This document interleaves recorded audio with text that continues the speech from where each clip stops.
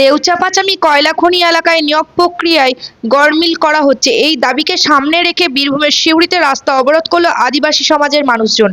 তাদের দাবি, দীর্ঘদিন ধরে আবেদন করা সত্ত্বেও তারা চাকরি পাচ্ছেন না, অথচ তাদের পরে যারা আবেদন করেছে তারা চাকরি পেয়ে যাচ্ছে। আজ তারা মিছিল করে এসে জেলা শাসকের দপ্তরে ডেপুটেশন জমা দিতে চায়। সেখানে বেশ কিছুক্ষণ থাকার পর জেলা শাসকের দেখা না পেয়ে জেলা শাসকের দপ্তর সংলগ্ন সিউড়ি শহরের প্রধান রাস্তা অবরোধ করে তারা। সিউড়ি টাইমস, সিউড়ি, বীরভূম।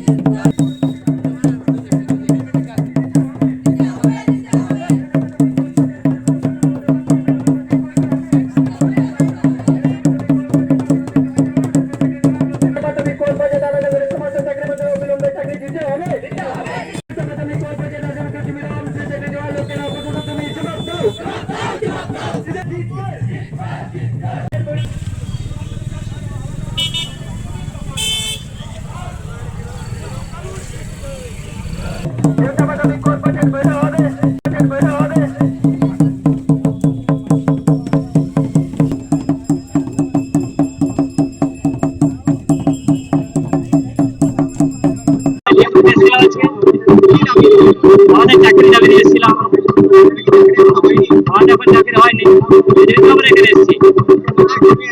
আমাদের দেওচাপাড়ার গ্রামগঞ্জ আছে, আমরা চাকরি আমাদের সঙ্গে দিন দেখা করছে না, আমরা দিয়েছি। আমাদের তো বিরকম দাবি আছে, আমরা যতক্ষণ ডিএম সাহেব সঙ্গে দেখা করছি তখন দাবিগুলো বলা যাবে না। আমাদের কত টাকা হয়েছে